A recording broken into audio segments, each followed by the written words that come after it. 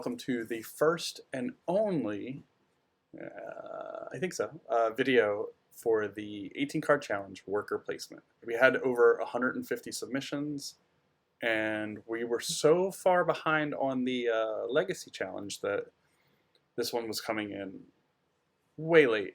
We never got to any of the initial videos showing off some of the games and things like that. So we are diving right in to a top 10 plus the winner. So it's technically 11. This was a really cool challenge, and there was a lot of really interesting takes on how to squeeze worker placement into just 18 cards. The big difficulty is you don't have a lot of cards to work with, so it's hard to have workers, and it's hard to have the things that those workers are providing or doing, the results of their work.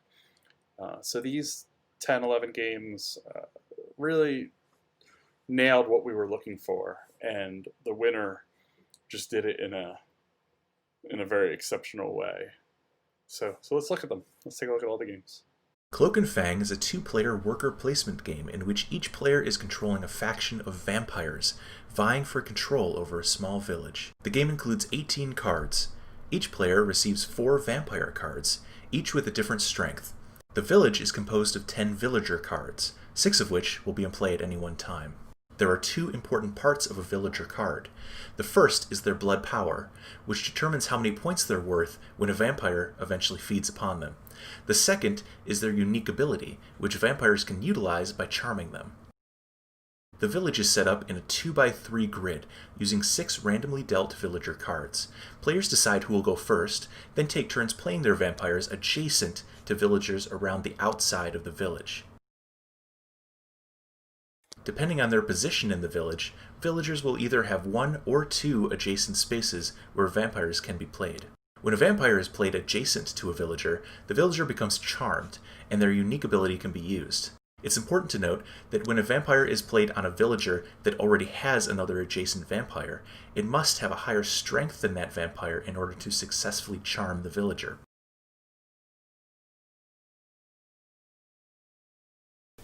Hi everyone, my name is Ben and I'm introducing my game Commune. Commune is a 2-player, 15 to 30 minute game with 18 cards. In this game you'll be placing workers onto areas to score points or activate effects.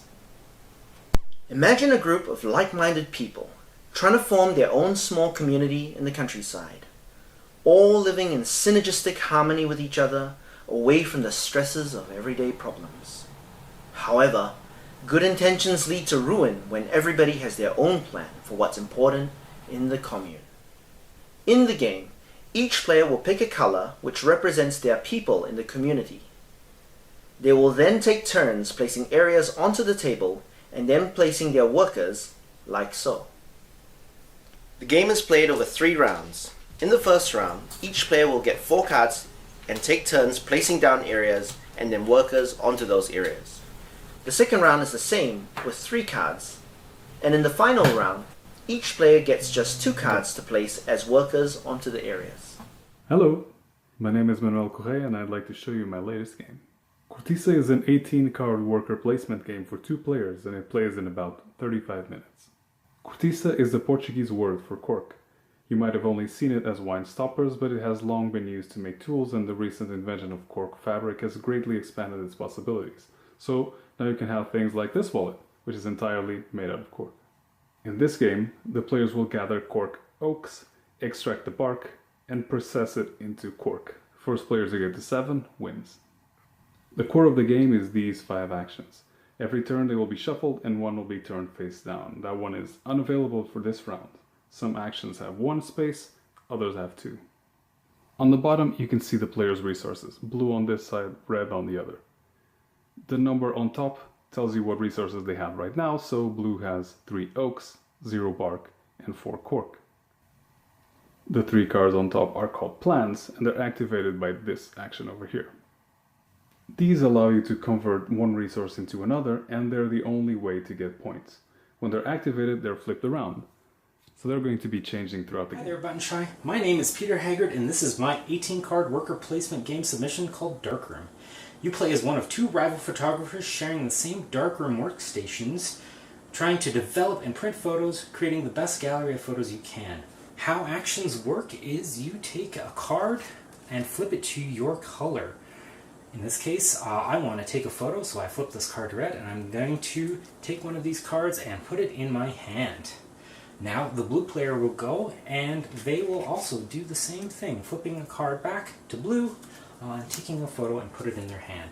Now, I have this card in my hand. I'd really like to print it and put it in front of me in my gallery, but unfortunately the print a photo action is unavailable to me right now because it is already a red card. So I'm going to have to wait for it. Now on my turn again, let's say the blue player did that, they are going to, or I am going to be able to take this, flip it back over to red, and print this photo in front of me. Hi, my name is Merrick Tupy, and this is my entry to the Button Shy Worker Placement Design Challenge. My game is called Duelberg. It's a game for 2 players that plays in about 15 minutes. In this game, you are competing with your opponent to build the best town, and to do that, you will move your worker from region to region, collecting resources, rating your opponent of their resources, claiming the first player flag, and of course building buildings. So the goal is to build these, which will award you victory points at the end of the game, and the player with the most of those wins the game. This game is played in rounds, and each round the player who the flag is pointing to will take the first turn. So if blue is here and pink is the plant, then blue will take the first turn. And on your turn, you'll move your worker to the next clockwise region and claim 2 action squares. You'll cover them with these 2 squares on your worker card. So for instance, if I covered these 2, the stone and the lumber, I would take those actions in the order of my choice, which in this case is getting lumber and stone. So these are resource cards that will allow me to build buildings in the future, and those just go in front of me. Next, pink will take their turn and do the exact same thing, go to the next clockwise region and claim 2 action squares. And of course, they can't claim the ones I've claimed because I've covered them. Instead, they choose these 2, the gold and the flag action. So the gold action just gets them a gold, and the flag action allows them to point the flag toward them, which means in the subsequent round they will take the first turn, which is quite an important part. My name is Tate. This is my game, Elephant Rescue, and it's a 2 to 4 player cooperative game. And this is a 2-player setup. Each player will start with 4 cards in their hand. Players cannot share their cards. And in the middle there's a draw deck, and there's 4 areas on the right, and this is the easy level setup. You have a 1, 3, 6, 9 area cards, and that means there's 1 elephant, 3 barrels, 6 trucks, and 9 hunters. And then the player's going to play a number of rounds until these 4 cards are actually placed in the reverse order. That means there are 9 elephants, 3 trucks, 6 barrels, 3 trucks, and 1 hunter. And then the game ends. And every round, there are 2 phases. The first phase is to deploy. You have workers in your hand. You're going to deploy into these 4 areas. And after all player passes, then go to phase 2. In phase 2, we're going to resolve these 4 areas. And so we're going to demonstrate.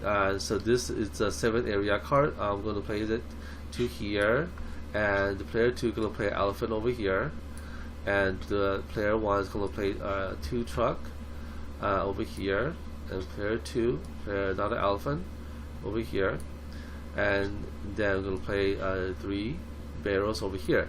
That everyone passed, and so now we're going to go to the phase 2 resolution. Now, first we're going to resolve the hunter area. So every round players have to play enough number, equal or higher number than hunter strength to defend. Otherwise, we're going to lose cards. My name is Simon McDonald, and this is the Buttonfly 18-card worker placement game submission for June and July 2020. 2 of the worst months in 2020, just in general, because, you know, Corona. The game is called Entitled. It's a worker placement game. In the game, you play one of the 5 Everhate children.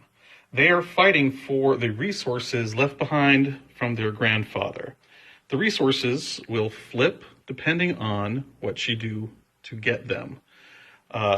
You could see that each of the children have 4 different resources that they require in order to win, and their cards may also flip as well. Changing those resources. In a 2 to 3 player game, you're going to be required to gain all 4 of those resources. In a 4 to 5 player game, only 2 resources because everyone else will be fighting for the other things. The way to get them is to go through worker replacement. The workers are the butler, the maid, the coachman, and security. They each do different things. It's essentially reverse worker placement. In worker placement games, you usually take a pawn, place it on something, you get whatever it says. This way, it's opposite. You take the worker, place it wherever you need it, and do whatever it Farm says. families vie for resources on an ever-changing game board. The flow of the game is rather simple. You and your opponent takes turns collecting resources from the grove, then selling them to the market in a variety of ways. The grove contains one of 4 different fruits, in either a 2-point value, a 1-point value, or a 0-point value. Players take turns collecting fruit from the field, then selling those fruits. In this particular case, I might go ahead and sell this to the market. At the end of each season, any unpicked trees transition, either staying the same, as in the case of this lemon, or increasing, or decreasing in value, as in the case of these pears. At the market, you have one of 3 things you can do. First, you can sell a fruit that you just picked via one of these open stalls, as in the case of this situation, equal to the gold value, so here I get 2 points. But watch out. Each time a match is made, your opponent gets a 1-point gold set bonus. Pulling in buyers from an existing stall provides the second stall that 1 extra gold. But what happens if your opponent is on the verge of one of these bonuses? Then it might be time to sacrifice a future fruit by using a worker to instead influence the market.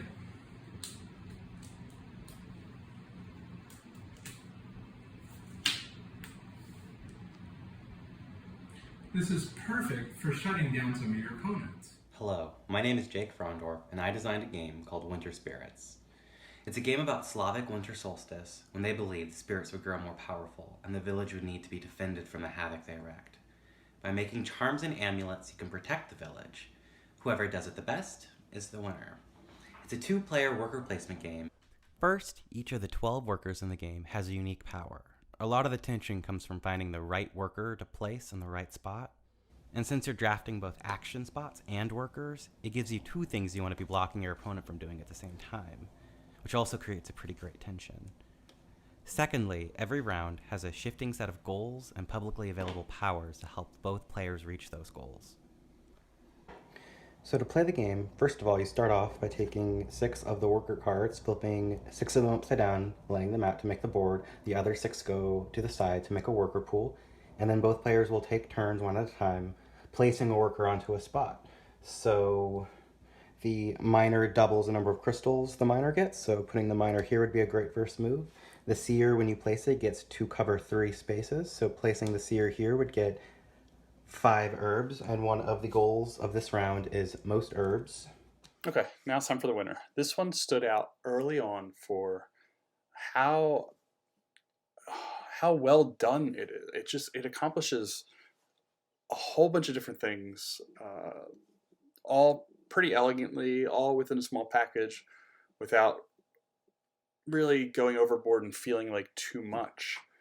The core of it, the worker placement, has something we've seen in a couple other games where there's a line of cards between the 2 players and you're playing on your side of the line, you're blocking out your opponent's side. But what's really interesting about that is how it's in this game is it's either resources or different abilities allow you to do other things, and it's just really, really crunchy choices within that worker placement. And since that's what we were looking for, was great use of worker placement, as well as the use of what you receive, which is just a 2-card ingredients, I guess you call it ingredients card. It all came together really nicely in a really small package, which is exactly what we're looking for. So congrats to Jay Yates. I'm going to just smudge my pronunciation and hope I got it right. Congratulations, and check out the entire video for Food Truck Feud. Dust off the vintage panel van and grease up the griddle, because we're about to find out who can cook up the best gourmet street foods this Laneway Pop-Up Festival has to offer. Welcome to Food Truck Feud. Food Truck Feud is a worker placement style card game for 2 players who will send their workers to an ever-changing central market to claim the tasty ingredients needed for cooking and to take a range of actions to manipulate various aspects of play. The aim of the game is to satisfy the demands of the hungry yet discerning crowds by steadily covering your unique goal card, with the first player to cover their entire grid winning the game. The banner at the bottom will progressively highlight various bonuses, including extra workers and access to your unique special ability. Gameplay itself takes place over a series of rounds where the market is stocked and players take turns placing workers to claim the actions and ingredients available. Let's take a quick look.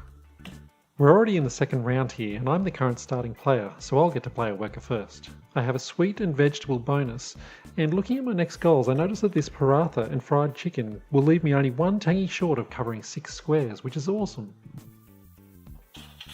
My opponent looks at their goals and realises that I've claimed the only savoury in the market, and they need it too. Looks like they're going to take these 2 actions. That's temporary staff, which gives them an extra worker for the round. And trendsetter, which... ooh, looks like they've convinced me that chicken is so last season. But wait, they've inadvertently given me access to my secret ingredient, tomato and avocado. Well, at least I've still got a savoury flavour out of it.